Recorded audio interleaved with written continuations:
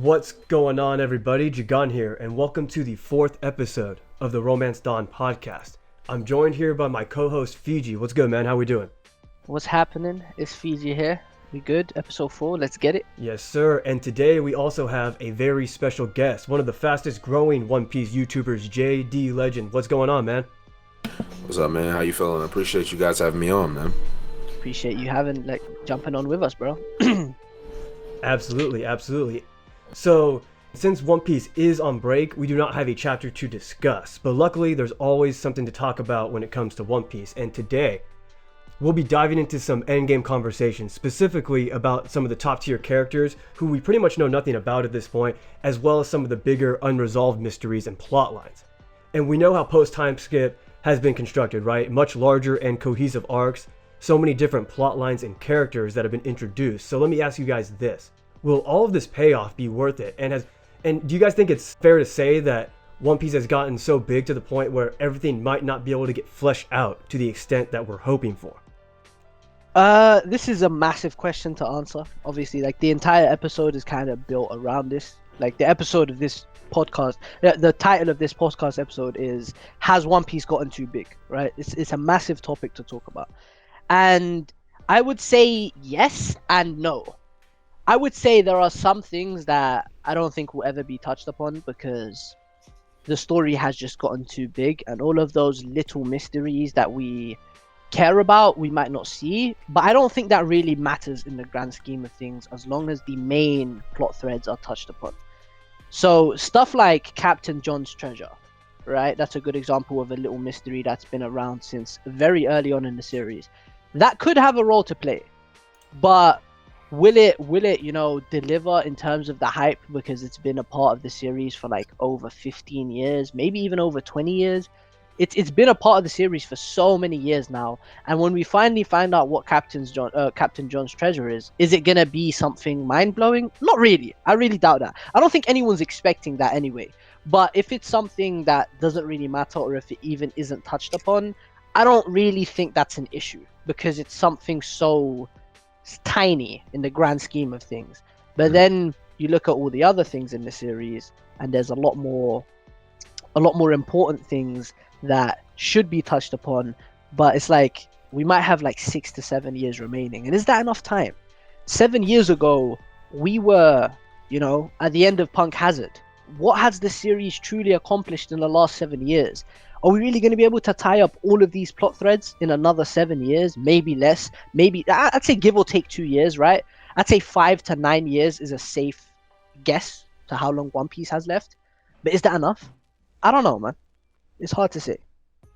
The question is really interesting because I think that is one of the biggest things that a lot of people who have followed One Piece for such a long time are greatly concerned about, is the fact that there's so many open plot threads, the fact that there's so many unanswered questions.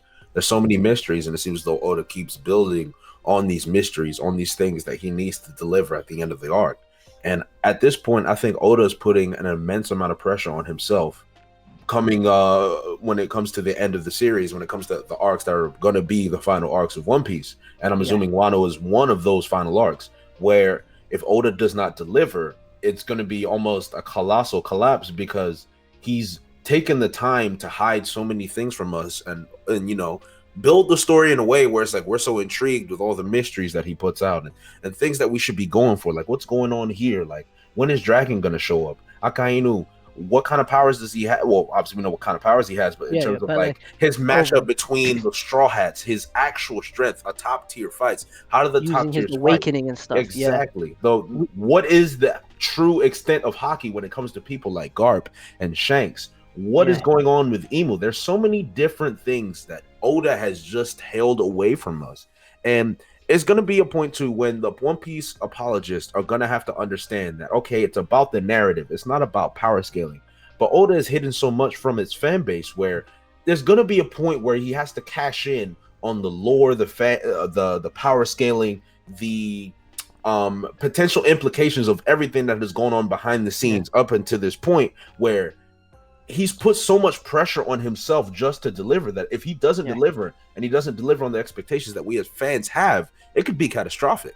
So I don't know. I wouldn't say that he hasn't spread himself too far. It's more of a case, again, and this is always the same thing with One Piece.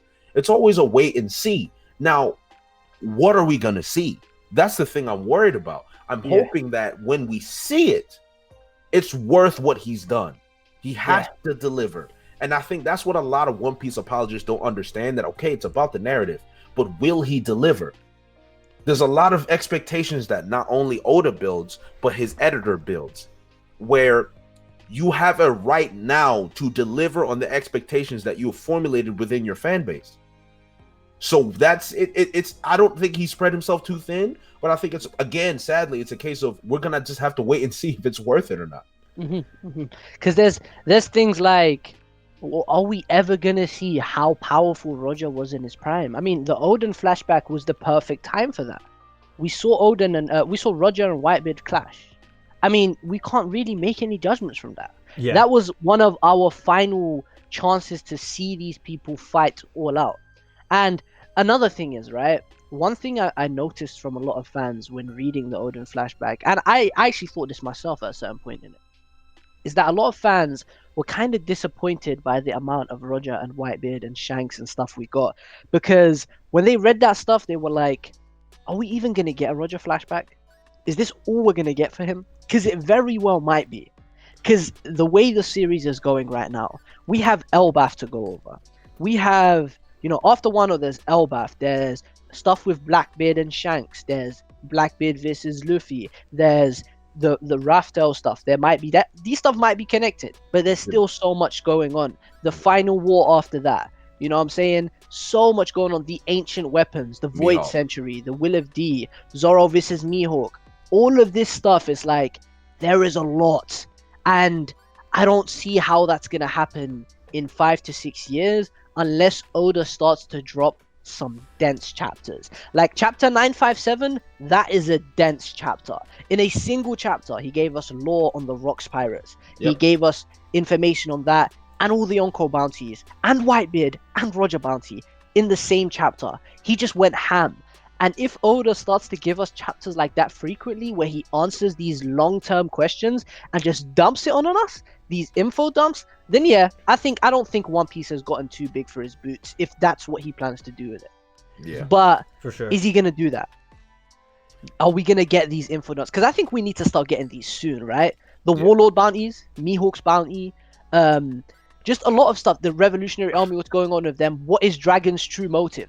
What the hell is this answer that we've been waiting for since his introduction? The world is waiting for our answer. What is the answer, Dragon? Tell us the answer. You know what I'm saying? Because it's, I get it, but at the same time, when you build something up for decades, it has to be really, really good. Yeah. The Attack on Titan basement reveal, right? That basement reveal, legendary because it was set up for like, it's only like 50 episodes in the anime, but for manga readers, that's like a good 8 years of their life, right? Or 7 years of their life. That's a really long time if you're a manga reader from the start. And it delivered. I want something like that for the Void Century. I want something that, you know, something massive. And I expect that. Don't get me wrong. I do expect that. I just want it to be executed well. And I don't want Oda to feel like he's rushed. Because at this point, it's like there's so much to go over and such little time. Yeah. So much to go over. Yeah, for sure, man. And to me, I don't mind longer build-up with a ton of escalation and then payoff, as long as the payoff and stakes are, one, worth it, obviously, like you guys just alluded to, and two, as long as it doesn't come at the cost of other major story elements. And I think a lot of fans believe the expanding story and world are coming at the cost of great character moments, like we saw in pre-time skip, right? Some characters have felt kind of stagnant. You know, even characters like Zoro and Robin, people feel have been kind of stagnant and dry. Would you guys agree with that? 100%, yeah. Yeah. There hasn't been any moment like that in post. Like, I can name Zoro and Robin's character moments on. I can name them with one hand, bro. I'd say there's 5, a collective between the two of them. We have like Zoro telling Luffy to get serious in Punk Hazard. That's a good one. Yep. Zoro and Zo. That's another good one, I guess you could say. Talking about taking Kaido seriously. Robin has a really cool one on Zo too. When she says, you know, I'm with my crew now, and she talks to Neko and Inu about like perhaps like being safe, right? And she thinks she's safe with her crew. So there are some cool ones scattered around, but it's like it's not there as much as it was in pre-time skip. Nowhere near as much as it was in pre-time skip. And at the same time, I don't think that's a massive issue because the goalpost was moved, right? The direction the series was going in has changed from pre-time skip to post-time skip. It was a character-driven narrative pre-time skip. I mean, it was still very plot-driven, but it was still mainly character-driven. For sure. And now, in the post-time skip, Oda is focusing on this plot, and he's trying to push a plot-driven narrative. And I get that, and I appreciate that, but at the same time, some of these characters need some more. Definitely. Hopefully Wano can give us that. Yep, and like Jay was talking about when it comes to the end game, that's also, you know, precedent here in Wano when it comes to pre-time skip is a lot smaller with obviously completed storylines that are completed a lot quicker. Where in the New World, we are in Wano currently, and we still haven't completed some of the major plot lines that have been introduced in the New World, starting all the way back in Fishman Island and Punk Hazard. So yeah, those climaxes have to be worth it. That's what's cool, I think. I feel like Wano is the test run. It is, you know what sure. I'm saying? Because Dressrosa is technically a test run for Wano in the sense that Dressrosa is an arc with numerous characters and numerous different plot threads going on at once that Oda had to juggle, and he had to try to have a lot of moving parts at once. And that's why I think that's Oda. I wouldn't say he struggles with that, but it's not as easy for him, right? Because there's a lot going on in a single arc. Yep. Wano is like that, but with 300 or 400 chapters of build up. Right. This is the entire post time skip worth of build up. Yeah. And then the final war is like the entire series worth of build up. Yep. So it's the stakes are the stakes for us as readers are very high. Not just the stakes for the characters. The same for us. It's like, boy, he better deliver. Right. There's a lot of investments that's been made. Yeah, man. And I think what you mentioned about how Oda's gonna have to have a lot of 957s. If he's holding it for this long, we're gonna have some chapters that are gonna blow our mind if he plans on delivering.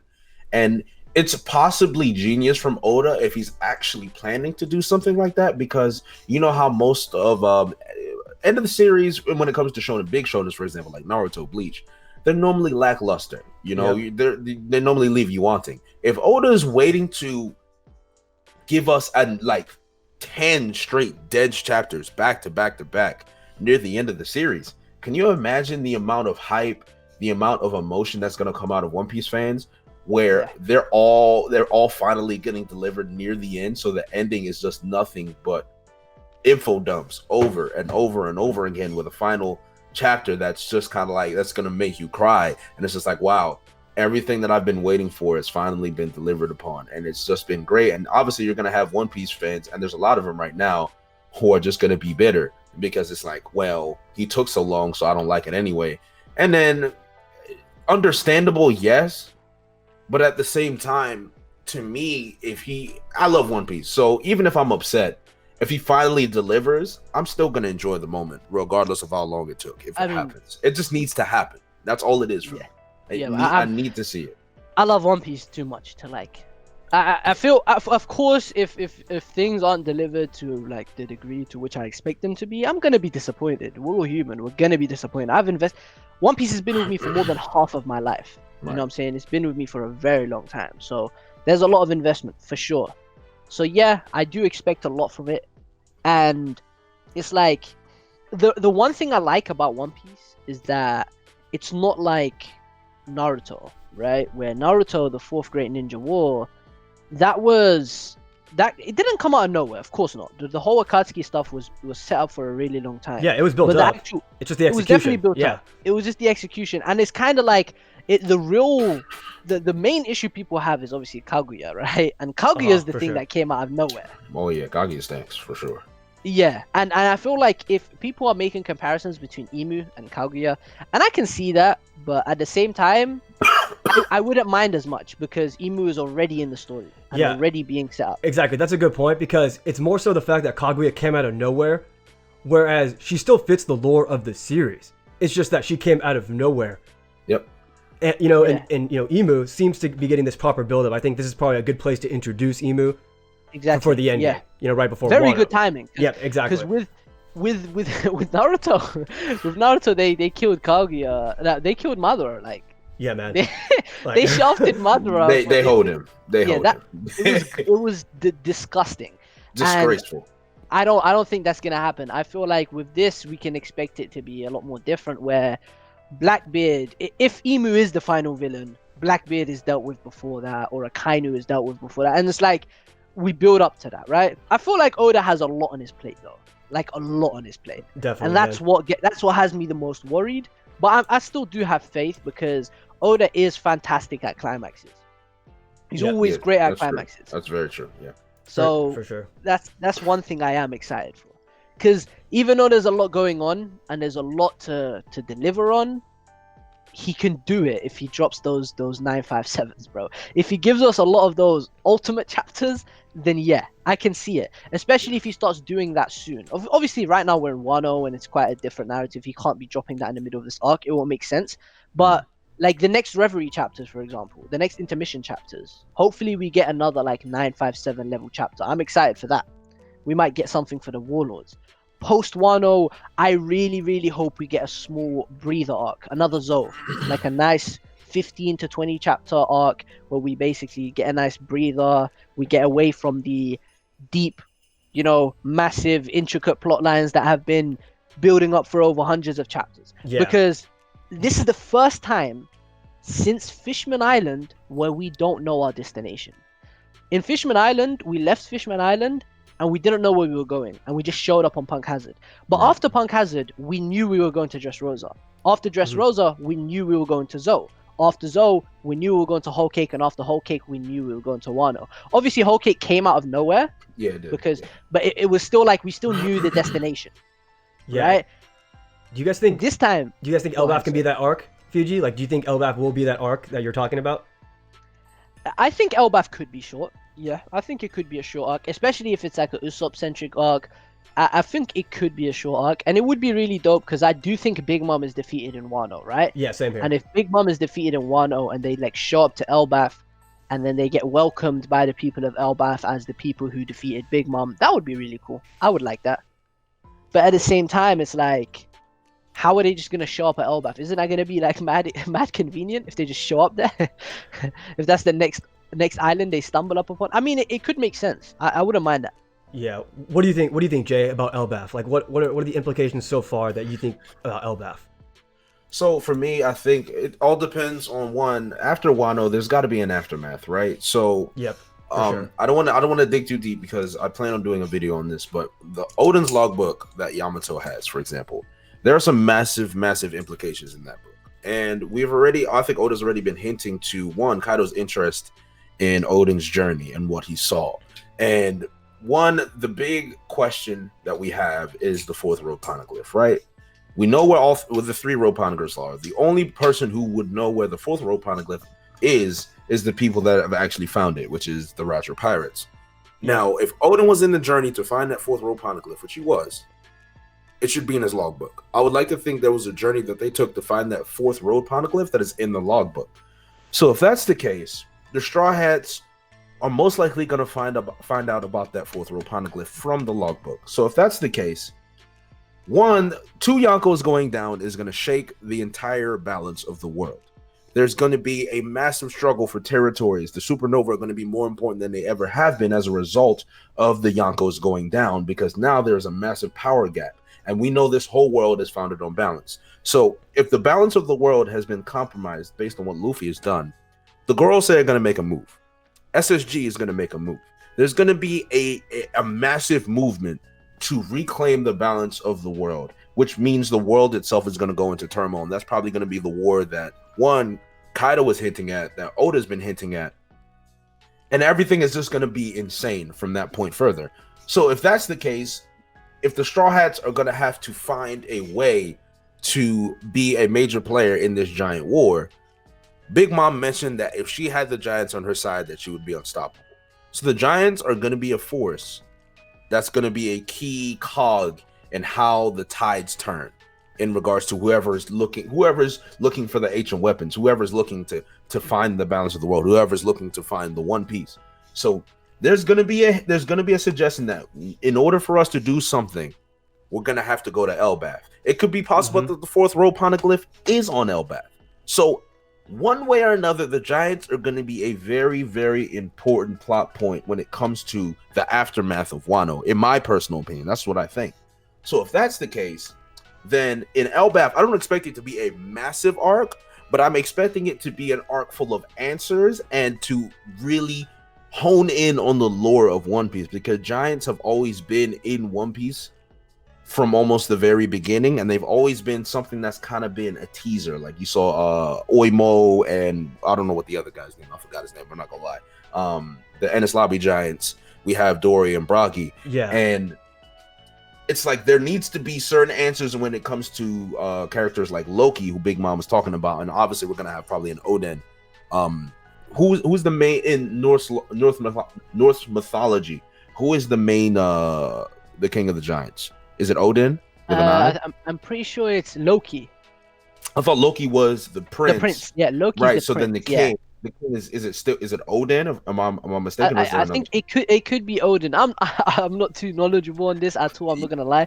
I can Google it real quick. King of the Giants. Yeah, it's either It's because Thor could. It would be Thor and Loki, who are like the sons, and I think Odin with an I, and then you have Freya obviously as the queen. So like that could be a nice little thing that Odin likes to add in to that. So Elbaf has the potential to add, I would say, the final lore of One Piece before we really get into the end of series stuff. But overall, from this large soliloquy, I believe that Elbaf is like the key to the final war and chaos that's going to happen with the world.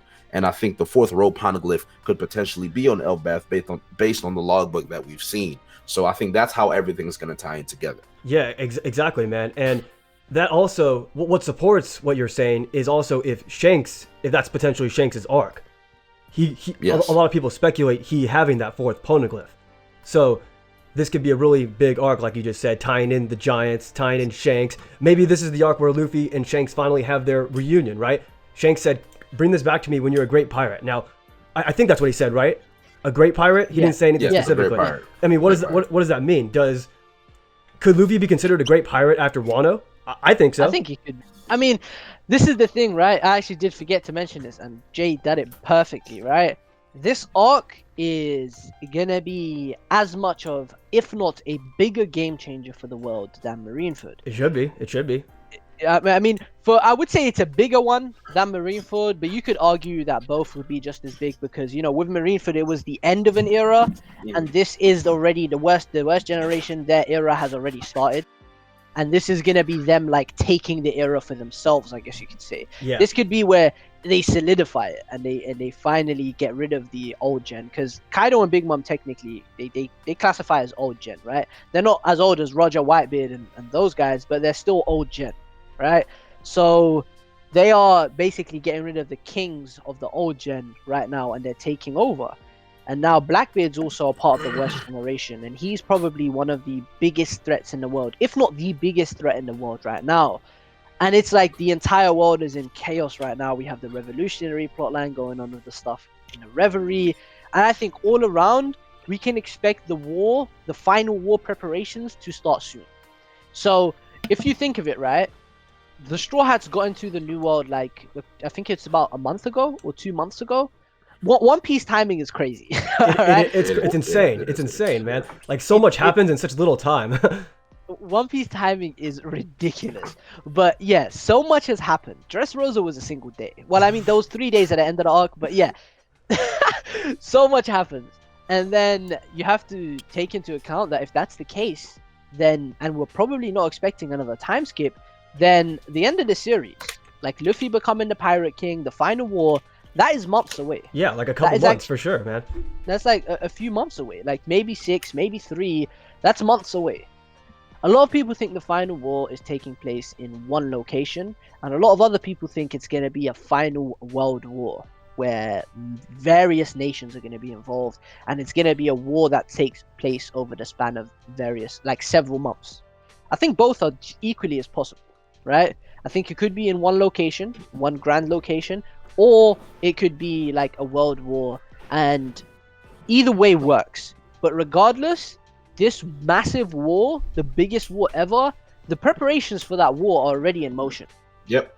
They're already in, like, just, bro, the Gorosei saying that the time for a great cleansing is coming. That's the biggest indicator. Massive implications.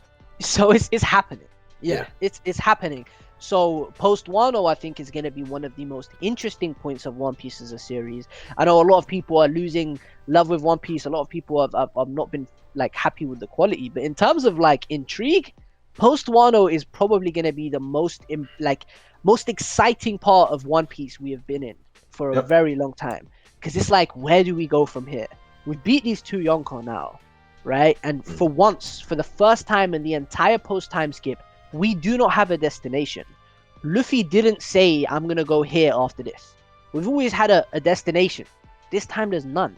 So what is going to happen? That's my biggest excitement. And I know it sounds crazy, but right now I'm more excited for post Wano than I am the end of Wano. Right now I'm more excited for what happens after, because the implications are insane, man. No, I'm with you. I'm with you 100%. And I think that's ties back into, if Oda really does deliver and we get those info drops, can you imagine when the Gorosei finally make their moves, what we're going to hear? Imagine the revolutionaries. Imagine Dragon. Dragon will be such a massive figure if this world war really happens, because that will be the stage where Dragon's like, okay, the Gorosei have made their move. It's time to topple the government. And then you see Dragon in his glory. You see what really makes Dragon the most dangerous man in the world. You see someone has to counteract Dragon. So there has to be one opposing figure who will directly oppose Dragon. Who could that be? That could be Imu. It could be one of the Gorosei. It could be Akainu itself. And then you all see, the Monkey D lineage might have a deeper meaning than we think. It very well could. It might be. I think we might have this. One of my biggest fan dreams is an interaction between the currently living Monkey D's, right? Oh, we Garp, need that. Dragon, We need that, and man. Luffy. All three of them Lord, together. that would be excellent. I wouldn't be ready for it. I'm not ready for it. We need that. I'm not ready for that. Because Dragon already has the foundations to be one of my favorite characters in the series when he's fleshed out. 100%, man. You know, I think it's likely Dragon will have the best and maybe the most important backstory in all of One Piece. I don't think that's a stretch at all. I'm excited for it, man. That's possible. It's definitely for me. It's between him and the Void Century. Right? Yeah, just overall, yeah, for sure. Yeah. Him and the Void Century. Or technically, Blackbeard could also have, because Blackbeard is besides Dragon, Blackbeard is like the biggest enigma in One Piece. Just because his motivations, there's so many things that tie to Zebek, Whitebeard, knowing about the devil fruits, that devil fruit logbook that he has. Where did he find that? Where does that come from? It's like, and then not to mention the mystery around his body and the fact that he could not be from this planet. It's just like, Blackbeard is such a mysterious character, but we still have so much of Blackbeard and screen time from Blackbeard that everything Blackbeard does always changes the world, if you think about it. Yep. He's one of the most entertaining characters in the series. I love Blackbeard. Like, besides Sanji, and everyone knows how I'm with Sanji, but if you really were to understand the character that I truly stand, everyone would know it's Blackbeard. My Avi is all centered around Blackbeard. Everything around me is Blackbeard. Bro, like, you know when I knew Blackbeard was my GOAT? When he was in Impel Down, right? And he's walking away from Luffy and he said, in a few hours, I'm going to put on a show that is going to change the world. Yeah. And a few hours later, he put on a show. He delivered. That's what I need. That's what I need from the end of One Piece. Yep. Oda has been building up for this, right? And with Blackbeard, it was a few hours. For us, we've been waiting for 20 years. I mean, I'm not even 20 years old, but you know what I'm saying? Like, I've been waiting for years. A lot of fans have been waiting since they were kids, grown men waiting for this. And it's like, I need them to deliver. I need that. And I have a lot of faith. I definitely do, because the thing with One Piece as well is the fact that Oda has always said that he knows the ending. From the very beginning, he's had a plan in mind for the ending. Yep. And the reason I believe this is because you see the Reverie that we just got. The concept of the Reverie was introduced to us in Drum Island. The setup for Endgame was given to us in Jaya. In Jaya, we had Blackbeard, Shanks, Whitebeard stuff. We had the Gorosei introduced. All of those big major players that are going to be extremely relevant at the end of the series, right? That have a big role. Of course, Whitebeard has died, but we know he already served his purpose. But Shanks, Blackbeard, all that other stuff, they all made a showcase in Jaya, and all of those characters. The main ones that you take from it is the Gorosei, right? The fact that he had the Gorosei since back then as a part of the series, that just tells me that Oda has been planning this for a very, very long time. And Dressrosa being 100 chapters, Whole Cake Island, those are things that he included in the middle for me. The way I see it, that's stuff that he might not have always initially intended to include in the series. But when it comes to the final war, this is what Oda has been wanting to write for a really long time. He's been wanting to write about Laughdale, write about Blackbeard. That's a character that has been in the series for so long, and we still barely have any characterization for him. He's been on the screen many times. I mean, we know what sort of character he is, but we don't know the lore behind it. And that's the most important thing. Yep. Right? No doubt. And another character that you didn't mention in that was Mihawk. You know, he's been a character who's been built up for so long since the Baratie. And he's obviously somebody who we want to see go all out combat-wise, but that probably won't happen until he fights Zoro. But do you guys think Mihawk's narrative importance will expand beyond just being Zoro's final opponent? Do you think he'll tie into any other plot lines? I think it's very possible. I don't know if it's gonna happen, but I think it is very possible. Especially with the whole Emu eye business. Like, that's just so suspect to me. Dude, like the fact that his eye looks the exact same as Emu's eye. Yeah, it's really suspect to me. Also, that Yoru looks like the symbol on Marijois from the outside. Remember that? Yeah, it's that as well. I mean, the fact that's something, man. Mihawk just looks like royalty, right? The cross, the religious imagery, just the way he carries himself, the way he speaks as well, and then like he just looks like royalty, or he looks like someone of some sort of, you know, noble stature. So I do think there's more to Mihawk that we don't know, but I don't know if it has a role to play in the overall narrative. I think it might just be Mihawk stuff, but we don't know. It's very possible. He's still a character that we're definitely gonna get more of at the end of the series, whether it be in their fight. We might get a Mihawk flashback, like, you know, that explains how he became the world's strongest, or we might just get that at another time. I think it would be super cool if we got that sooner rather than later, though. Imagine in the next intermission chapter, we finally get Mihawk's bounty, and then when Oda gives us the bounty, he drops us like a ton of achievements of Mihawk, and we finally get a reason to place him where we place him. Because we've been waiting for a really long time to know why, right? Yeah. We know he's the world's strongest, but how did he get there? Why do everybody agree that he's the world's strongest? That's what we need to know. So imagine if we do find out that Mihawk's won the final duel with Shanks. Yeah. That would turn the community up. Well, actually, you know what? This is actually another interesting conversation, right? So we're talking about the implications, right? And how Oda needs to deliver and what could possibly happen. Yeah. Now I feel like we should. Now, I'm sorry, Jagan, because I know you're the host. This is a question I wanted to ask you guys. No, go ahead. No. Feel free, Can you? I want you to imagine what will happen to the One Piece community when all the theories, all the agendas, all the power scaling, when it all happens. I think the community will have its own great cleansing. I think the creditless and the credible will rise and fall at an epic proportion where bystanders who truly just enjoy One Piece for what it is and just watch will have entertainment to levels that may rival the One Piece chapters themselves. Bro, I just think you're spitting right now, bro. You're honestly spitting. Yeah. Like, bro, like a lot of people know me. They know me. Like, if you guys don't know, bro, Jagan here, he's the pioneer of Zoro killing Kaido, bro. This guy's he kickstarted the agenda, right? Like, pretty much, yeah. He's not as vocal about it, but yeah, he kickstarted his stuff. And when it comes to that, bro, people know I'm a big advocate for this theory, right? And I've been pushing it for a really long time.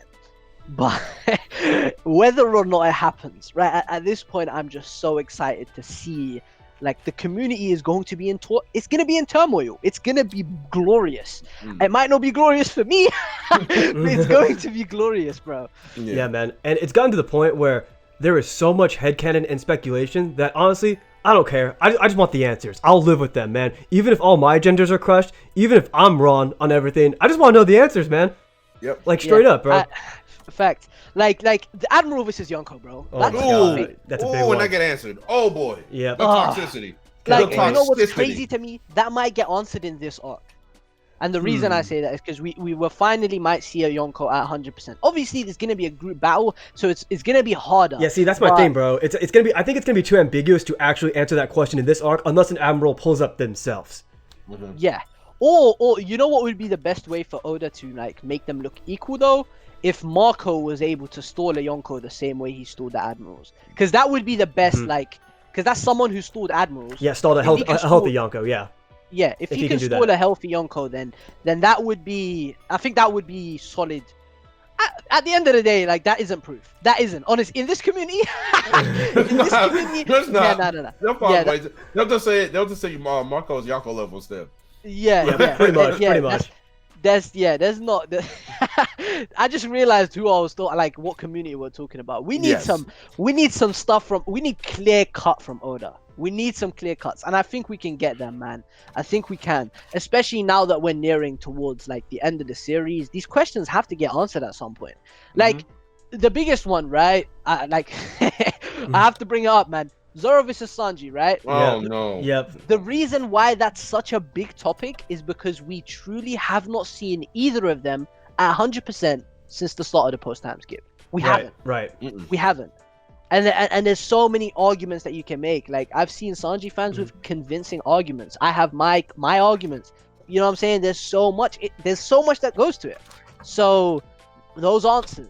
It's all about these answers, man. Oda has the thing with One Piece is that there's so many open questions with no answers yet, and that's what makes it so like massive. And I feel like that's why a lot of people have lost their passion, because it's got to the point where it feels like it's too much and we need some answers. But I'm gonna be patient, because we got 957 recently, bro. And if we continue to get that, oh boy. Yeah. And like you just said, man, with the Yonkos versus Admiral, I think, you know, the Zoro versus Sanji and Zoro versus Luffy agendas will be answered in this arc as well. I think there will be. I mean, probably. What do you think? I mean, yeah, it just depends, because at the end of the day, I don't think anything will be answered in this community unless Oda comes out and says flat out, right? Yeah. I guess. Power scaling. I don't think we could say it will be answered. When it comes to things like Mihawk and Shanks, I think that could be answered. I feel like we can actually get context that will answer that and clear it up once and for all. Like something like, imagine when Luffy meets Shanks, right? And he meets Zoro, and he's like imagine Shanks is like to Zoro, oh, even I couldn't beat him. Then that would basically confirm it, right? Yep, it would. Pretty much. So that's something that confirms it. But with Luffy and Zoro, I don't think Oda's ever gonna do that. Like, or Zoro and Sanji, it's never gonna be clear cut enough. There's always gonna be arguments to make. So power scaling as a whole, those aren't the answers I'm really that invested in. I'm also invested in the mysteries, like for sure. These characters that have been around for so long. Like, let me bring up something real quick. The egg on Roger's ship. What the hell does that egg mean? Massive man. Thriller bark. What was that? What was that in Thriller bark? Those massive shadows. Like, there's a lot, man. There's a lot in this series that. Why has Zunisha been walking for hundreds of years? You know? For sure, man. Yeah. We gotta hope that there's enough of a timetable to answer all these questions. I hope so, man. And that's why I feel like I don't think they will be. I actually think it's like pretty much, I wouldn't say impossible, but there are so many mysteries in One Piece that it's reached a point where it's damn near impossible to answer all of them. So I could see there being like future stories after the series ends, or Oda just leaves some stuff open-ended, which isn't a problem. I actually don't think that's a problem, as long as he covers all the stuff that matters. Right. And that's what I need. So bringing it back to some of the top tiers and their endgame relevance, do you guys think that's when we'll get Dragon's backstory? And do you think the full extent of his relationship with Luffy's mother will be answered? Luffy's mother is interesting because a lot of people want to think that she's going to have a major role in the story and she's possibly still alive. I highly doubt she's still alive. Probably not, yeah. I actually think Luffy's mother is going to be one of the biggest motivations that Dragon probably has. I can see that. I can see that. One of my theories is that Dragon's Luffy's mother was probably what was Doflamingo's dad's name again? Homer, right? Was it Homer? Yeah. Yeah, I feel think so. like Luffy's mom was a Homer situation where Dragon fell in love with her, and he was probably a part of the Marines, and he fell in love with her because he was probably like a bodyguard or something of that nature. And, you know, we have a lot of those plot threads with the bodyguard falls in love with the princess and all kinds of things like that, right? Yeah, like heroes. Yeah, exactly. And exactly, just like Kiro's. Yeah. And this Tenryubito, she was not satisfied with how the Tenryubito behaved, and Dragon agreed with her, and they fell in love, and it was all great. And then the Celestial Dragons find out about it. And what they do is, one, they probably try and torture Dragon or something of that regard. She steps in and tries to defend him. As a result, they kill her. And this is all headcanon. We're going far. We're just going off the edge here. I like doing that. And if that happens, Dragon sees this sin and stain that the Celestial Dragons are. And then if you notice, when we go to the ASL flashback, Dragon is in Goa Kingdom. And he's surveying the upper tier section of the Goa Kingdom. And then he runs into Sabo, and Sabo tells him, like, this place stinks. Like, I hate all the high nobles, and this place is horrible. And Dragon seems to be reinvigorated by Sabo's speech. And it might have been a case where Dragon remembered what the Tenryubito represents, what they did to the world, how they treated his wife, how they're so hell-bent on maintaining power over those that are below them, to the point where that drove Dragon to say, enough is enough. Because you understand, a lot of people don't like love excuses or love plot threads. When it comes to love is probably the strongest emotion that a human can feel. No doubt. If Dragon loved Luffy's mom to that degree and that extent, and it was the Tenryubito who are the physical representation of the death of his wife, or the death of the love of his life, and they're also the physical representation of everything that's wrong with the world, I can see that as being strong enough motivations for Dragon to say, we have to topple the system. They have to be taken down no matter the cost. And I think Luffy's mother could be the catalyst of all of that. And that is, if that's part of the flashback, that could be possibly the best flashback in One Piece. I think, because so much potential. Oda doesn't use exactly. Oda does not use romance a lot. But if he chooses to use romance in that context, to me, that'd be masterful. I think that would be especially because of Luffy's mother too. Exactly. Yep. That adds to it too. The thing with that is, at the end of the day, I would love that to happen, but with the whole love thing, I do want Dragon's main motivation to still be trying to fix the world. But that could have been the lesson that taught him what is wrong with the dragons, right? Because I do want that conviction from him to actually want to topple them, because he wants the better for the world. Because he seems like his speech in the ASL flashback, I love that moment. That's one of the best moments. Dragon he was spitting in that moment. I want to know what, pushed him towards that. And I think it's more than just the whole wife thing. But it could have been like a lot more layered than that, right?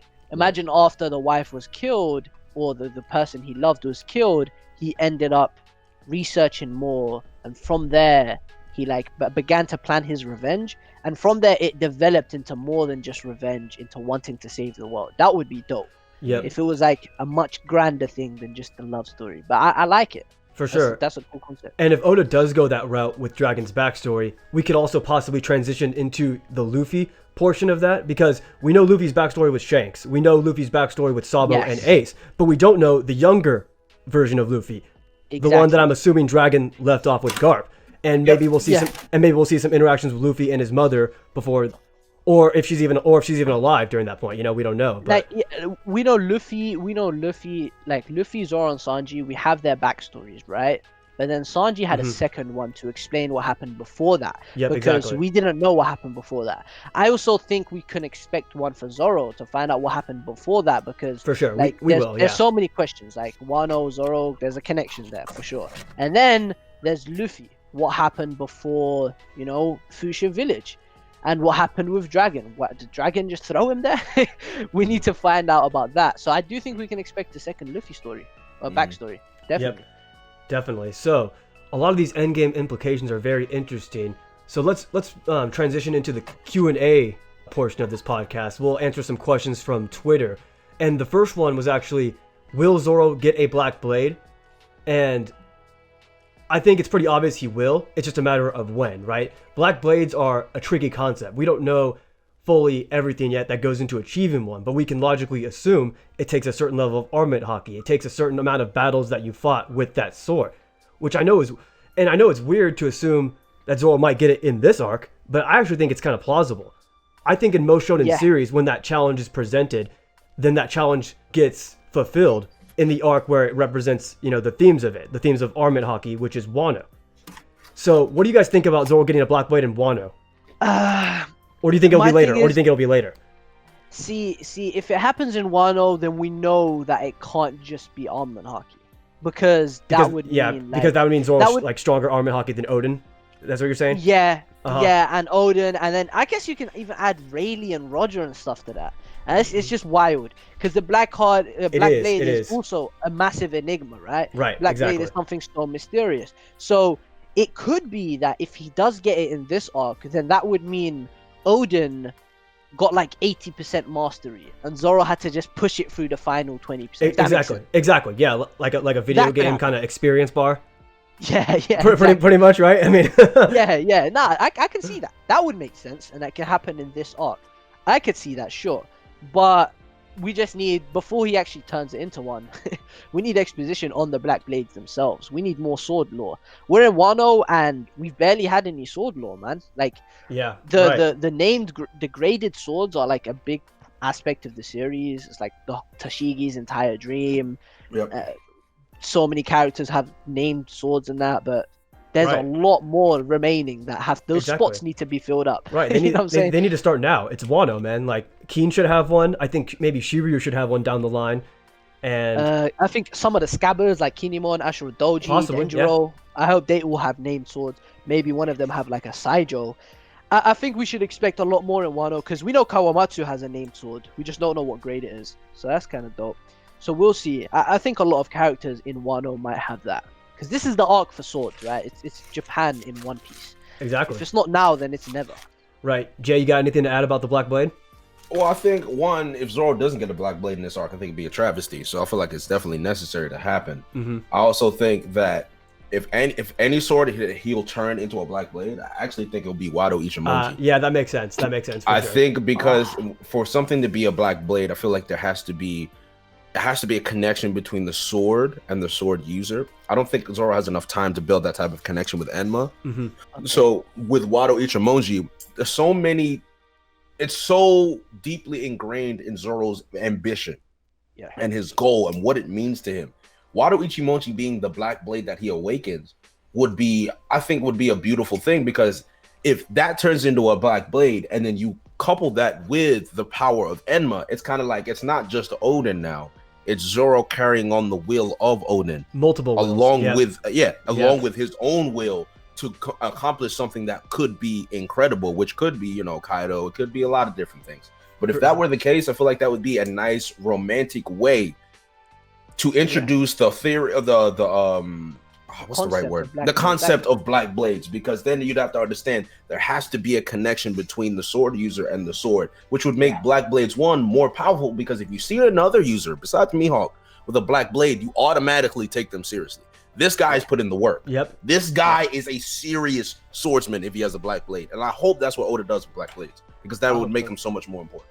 That would be so lit, man. And it's as well, it would be like if Wado's the first blade, that would touch me more, because this is the sword that inherits Kuina's will, and this is the sword that he intends to become world's strongest swordsman with.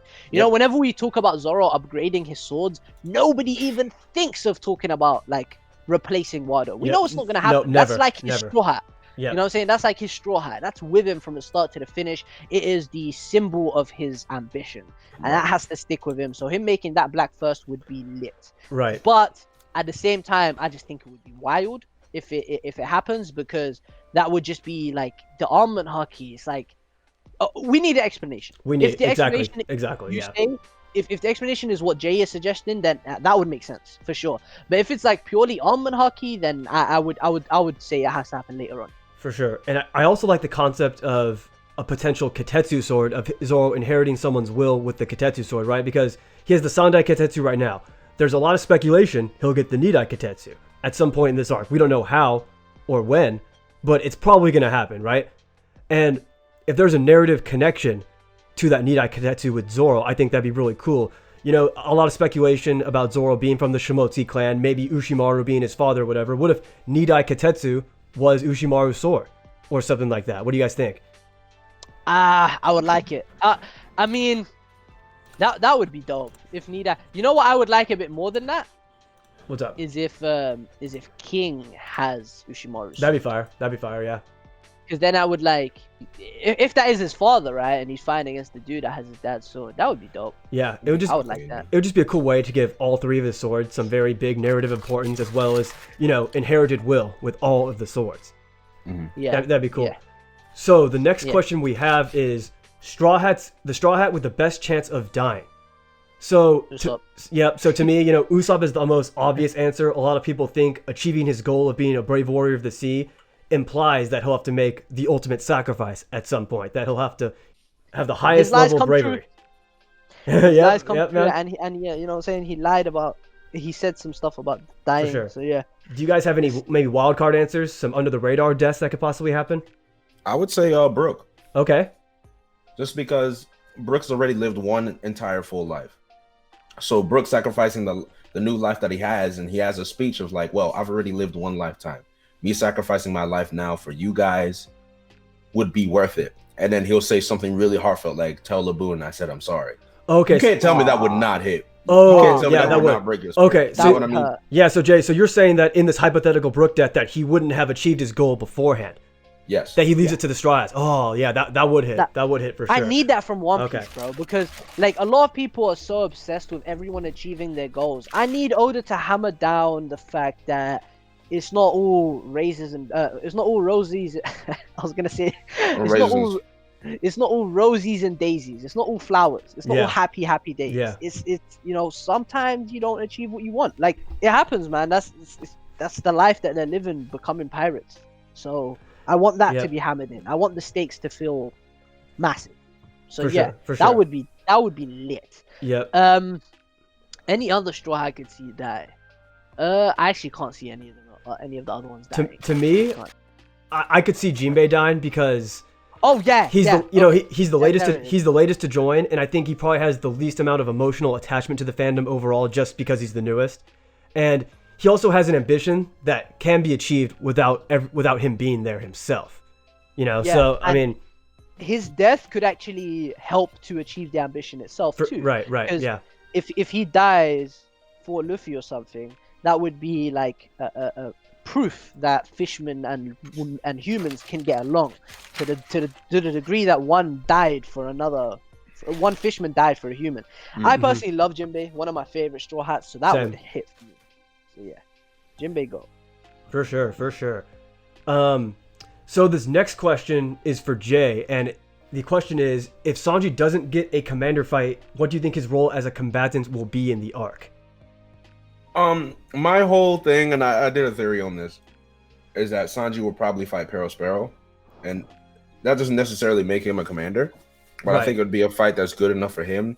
It's very good. It's very good. To consider him as a strong combatant. And again, since we have the Scabbards, and the Scabbards are in direct conflict with Kaido's crew, it's not surprising that maybe a Scabbard or say Kid or Killer would be the ones to fight Queen instead of Sanji. Right. Exactly. Yeah. So that's the only thing, is that there's so many possible matchups for other combatants where Sanji doesn't have to fight a commander, but there's still enough strong combatants there to give Sanji the credibility of a combatant in the Straw Hat crew. Definitely. For sure. You know what I mean? So I don't think he necessarily has to fight a commander. He doesn't necessarily have to do that. Yeah. Yeah. Especially like when you consider that this does feel like a lot more Supernova centric arc. Yeah. So the commander fights, I do feel like it's going to some of the Supernova, right? Yeah, that makes sense, man. It's like we have to weigh the options here, because in the pre-time skip, the Straw Hats were usually the strongest of the protagonistic force, whereas now there's so many more characters, and it's possible Oda might value someone like Kid or Killer getting a one-on-one versus a commander as opposed to Sanji. You know, Queen is definitely a possibility because he fits, you know, Sanji's scheme, the characteristics fit. So if Oda does want to give Sanji that, you know, that Queen fight, it's very, very possible. It definitely is. Like, especially if you think Zoro's fighting King, because, you know, King and Queen have that relationship. Zoro and Sanji's opponents usually have. Yeah. But I feel like there's also a stronger narrative for Kid versus Queen because of the Udon prison stuff. Mm-hmm. I mean, Yeah. we can see, we will see. And we It's hard. we just never seen Kid in a one-on-one. Like, will we ever get that? Yeah, I think we. Yeah, I think this is the chance for that. Like, if we don't get it here, when are we gonna get it? Yeah, true. I agree. And then also, I mean, Perro Sparrow is a very good matchup. You know, like in my opinion, he's comparable to someone like Snack. You know, someone who's kind of like on the borderline commander level. He's right there. 700 million bounty. You know, it'd be an impressive win for sure. It would For be. sure, it would be. Yeah, it would And I definitely think- be a very impressive win. You know what would be nice is as well, we have to understand, and this is something this is a small agenda I've been going on lately. The Dinosaur Zoans are extremely durable. We're Yep. talking like otherworldly durable. So if you have people like Ulti taking Thunder Bagos, right? No matter if it was Kaido or not. Imagine the amount of durability that someone like Queen, King, or Jack would have. We've already seen Jack's durability, It's right? crazy. Yeah.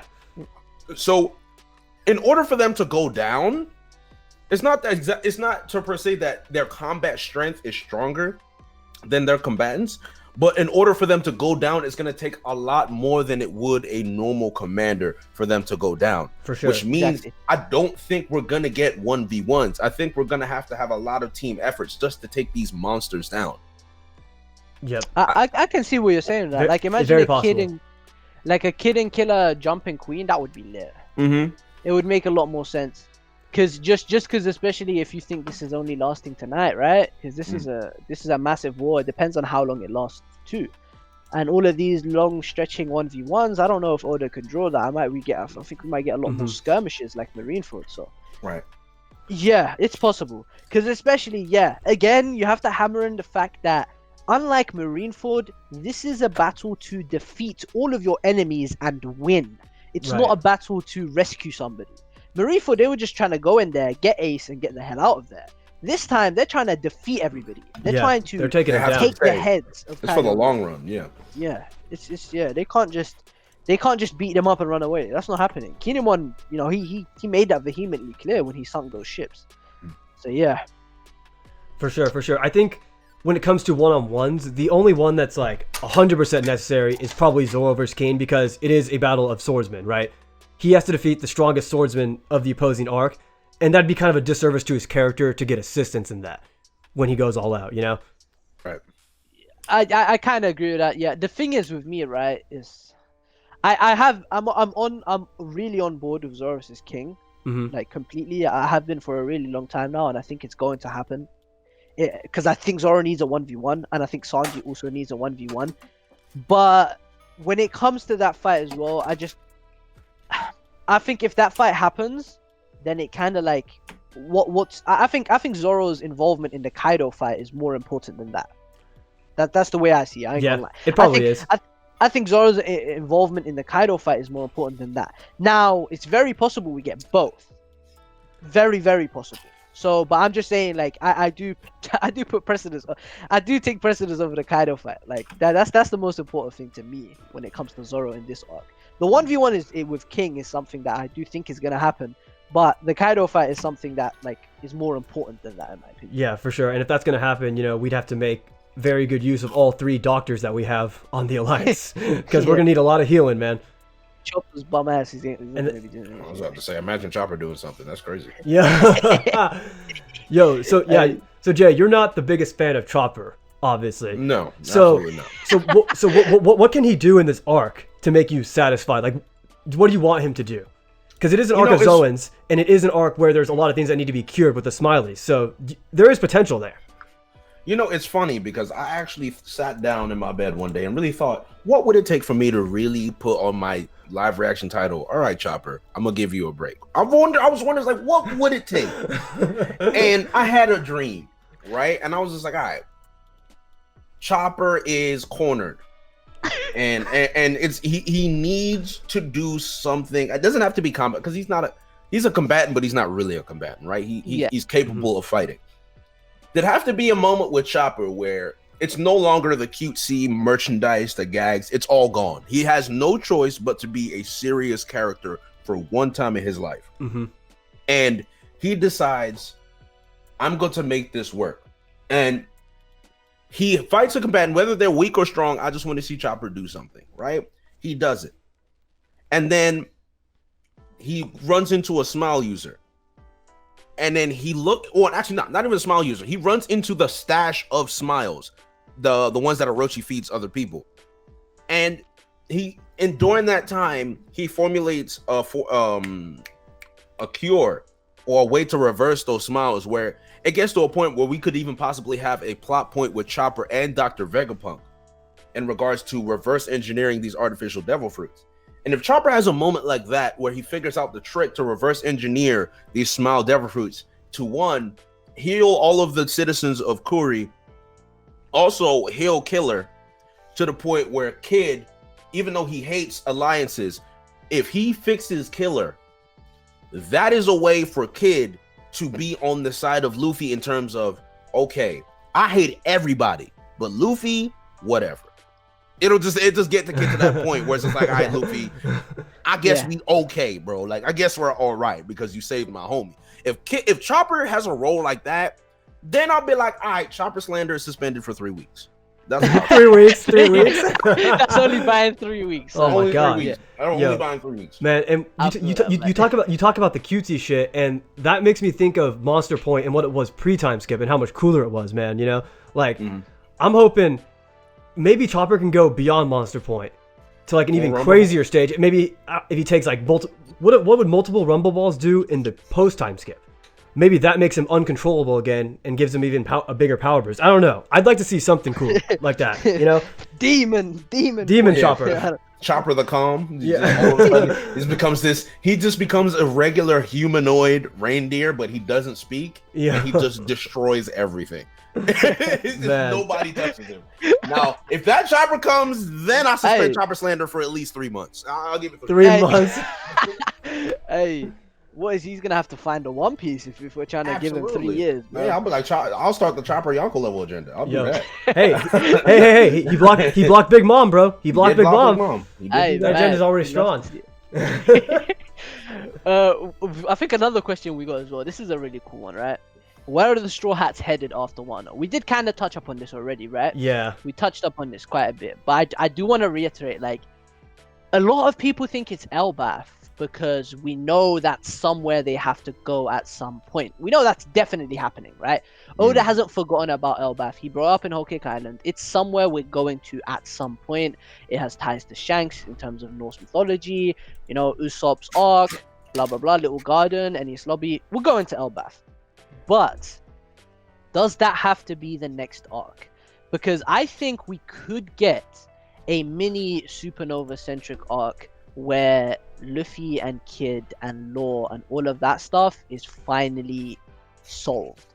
Because after this arc, assuming he doesn't die, we need to know what happens with Law, right? I mean, it's very possible he dies. I actually think it is really possible. But assuming he doesn't, we need to know where he goes from here.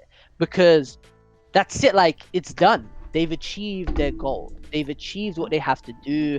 The Luffy and Law alliance is now over. They've slayed the Emperor Kaido. And Law wants to be the Pirate King. He's got his own motivations and his own ambitions. He's not just going to be Luffy's sidekick forever. Because even though they're on an equal, you know, alliance, we all know he was Luffy's sidekick for a while. You know what I'm saying? So, that's not gonna continue. So we need that to be resolved. And then you have Kid as well. And Luffy versus Kid, that's something that's, you know, there's tension between them. And after this arc, it could be a thing where their rivalry is truly cemented with a fight between the two. I would love that. If we got a fight between the two of them, like a few chapters, a fight between two of them, that would be like one of the best fights in One Piece, bro. If we got Luffy versus Kid after this arc, like post Wano, and it's like they're fighting over the spoils of war, basically. They're fighting because after this, it's like, yeah, boy, it's time. Raftel is within sight. We are the conquerors. We defeated the two biggest forces of the seas, and now it's mayhem and it's time. And you know, I'm going for that throne. And Kid is somebody that wants that throne practically just as much as Luffy. So if Kid doesn't die, which I guess he isn't, most people don't think he's gonna die, that needs to be solved. Luffy and Kid stuff needs to be solved. Obviously, you just proposed that whole Chopper thing. That is a possibility. It could be, you know, some shit might happen where Luffy and Kid become friendly in this arc by the end of it. But if it doesn't, then I think it needs to be touched up on. And a small little arc like the size of Zou, for example, or Sabaody, a nice 25 chapter arc dedicated to the Supernova as a faction, dedicated to what they do, dedicated to the Worst Generation, maybe a few chapters on Blackbeard, what he's been up to, just a Worst Generation arc to make it feel like this is actually their generation now. That would be dope. I would love that. Yeah, man. And we talked about this on the last episode. It's like Blackbeard cannot be the only rival who actually feels like a legitimate threat. Yeah, it can't be. You know, it wouldn't sit right. But unfortunately, I'm just not sure if I have the confidence in Oda to go that route with Kid. As much as I love everything that you just said, I think he's just destined to be a loser, man. Like as crazy as that sounds. I do kind of agree with you just because of that. Like, yeah, I don't know if you heard the pirate that he's based off of in the real world. Captain William Kidd is known as the unluckiest pirate in history. Oh, come on. No. Nah, bro. You understand, I have so much invested in Kid and Wano, bro. Like, if it doesn't come through, I might be the most bitter person on planet Earth, bro. I might be bitter. Like, I think he might take massive dubs, but I think it will be in terms of, like, I think he will always be overshadowed by Luffy greatly. Yeah. And I think that's just gonna happen, bro. Yeah, I feel like that's his purpose as a character. He's a foil for Luffy. He's somebody who is same age as Luffy, same ambition, same willpower, both conquerors, both members of the Worst Generation, both around 300 million in Sabaody. You know, they're the same, but there's key distinctions. Luffy took 2 years to train, and that's why he came to the New World prepared. Kid didn't train, and he got whooped. He lost his arm against Shanks. Yep. You know what I'm saying? It's clear that he serves, his role in the series is a foil for Luffy. So yeah, right. It's like, I don't know if he gonna take any dubs. He needs to. No, I hope so, man. I hope so. No. I think that little idea though, a Luffy versus Kid thing, I think that could happen. And I don't think it even has to be a win.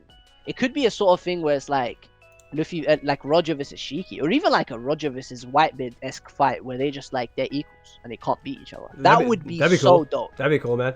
I want that for Kid, man. I really want that for Kid. But in terms of actual like big accomplishments, I don't think it's happening. Personally, I don't see that happening when it comes to Kid. But when it comes to his power, I've always been of the opinion that he's equal to Luffy and that he'll continue to be equal to Luffy or comparable on the same level as him. So yeah. For sure. So that's going to conclude today's episode of the Romance Dawn podcast. We greatly appreciate you tuning in, and please comment below what topics you'd like us to see cover in the future. So I've been your host, Dragon Guts, and this is my co-host, Fiji. Yo,